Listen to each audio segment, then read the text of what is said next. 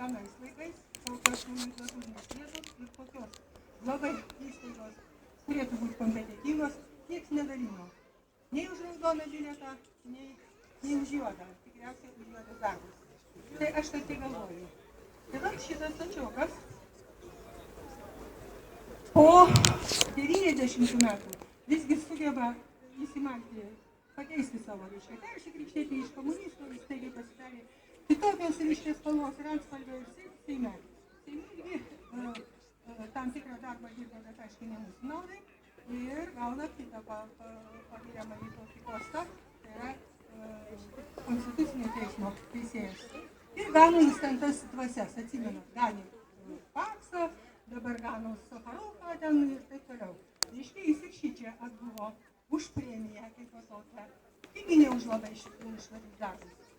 Taigi, va šitas sovietinės nomenklatūros atstovas šiandien pasirodo aukščiau visų teisėjų. Jisai sprendžia, ar tas teisėjas tinka, ar jo etika atitinka, ar darbo drausmė atitinka, ar netitinka. Sakyčiau, kad tai yra pasityčiojimas, nes kriterijai tai tie patys, juk svarstė tokį klausimą.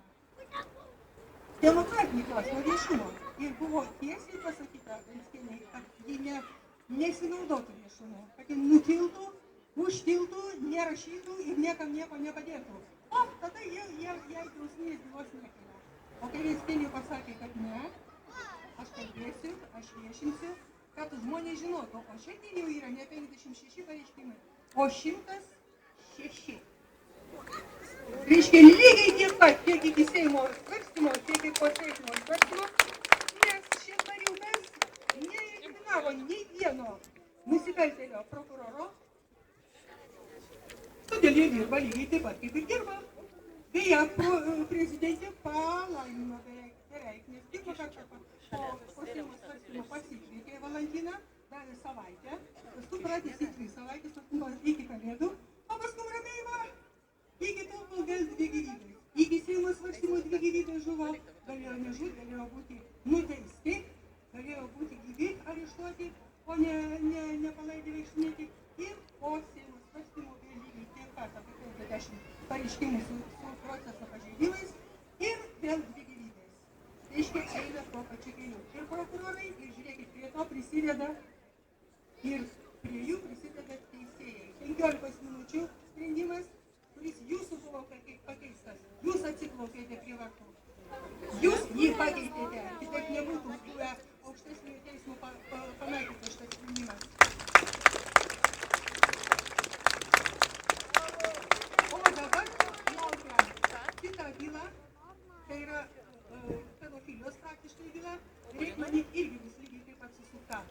Tik jūsų pastangų dėka arba bus teisybė, arba nebus. Tik viešumas ir jūsų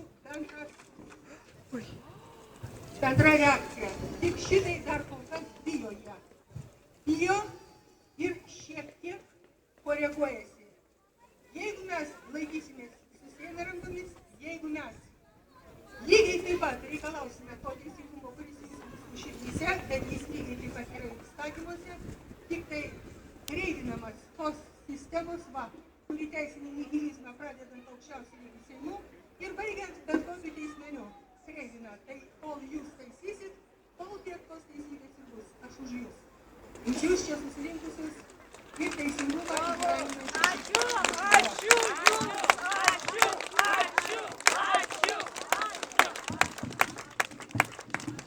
Dėkojam gerbiamai Rūtai.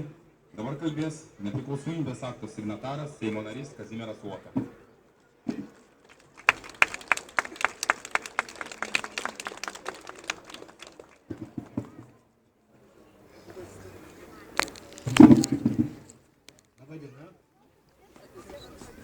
Visa valdžia turėtų būti labai nerami, nes pradedant Pociūno mirtimi, paskui tikriausiai Skedžio, Ūso mirtimi, visiškai aišku, kad Lietuvoje yra teisininkų, galbūt kitokių žmonių kompanija, kuri sprendžia, kam gyvent, kam negyvent. Jeigu negyvent, tai kokį mirties būdą pripaišyti. Visiškai nesąmoningi mirties būdai, ten iš 9 aukšto iškrenta stiprus, energingas karininkas, ar užspringsta, žmogus, ko gero, mažai arba visai nevartojęs alkoholio, demalais, arba ūsas paskęsta balutėje, kuris dydis nedidesnis kaip kulio kamuolys.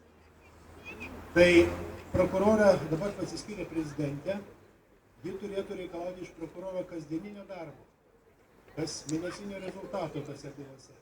Tačiau šito nesijaučia. Matomai mūsų prezidentė jau susigyvenusi tuo planu, kuris sprendžia, kam gyvent, kam negyvent.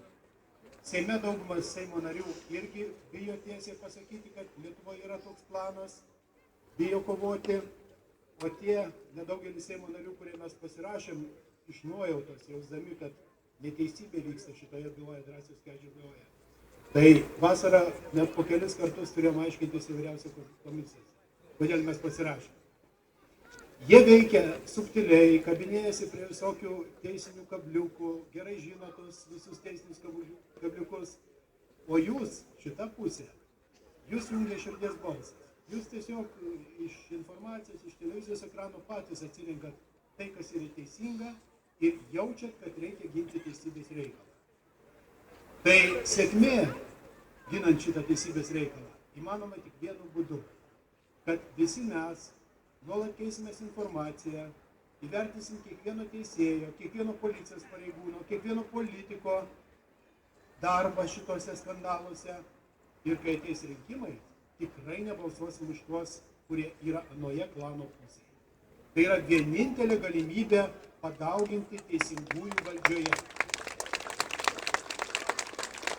O tie, kurie nesame, sakysim, atsitiktinai pakliuvo į Seimą, į teisėjus, teisingi žmonės ar į policiją, nes matom, kaip vargsta Kalvarijos policininkai, kurie gina teisingą reikalą prieš savo sistemos mafijinę vadovybę. Tai jeigu nebus palaikymo jūsų piliečių, tai jie visi po vieną bus išmėgti. Ir ateityje tą savo teisėsaugą turėsim dar žiauresnį. Taip, kad ruoškimės, keiskimės informaciją, palaikykime ir nuolat jauskime tą savo širdies balsą ir įtarimais, nuojautomis dalinkimės vieni su kitais.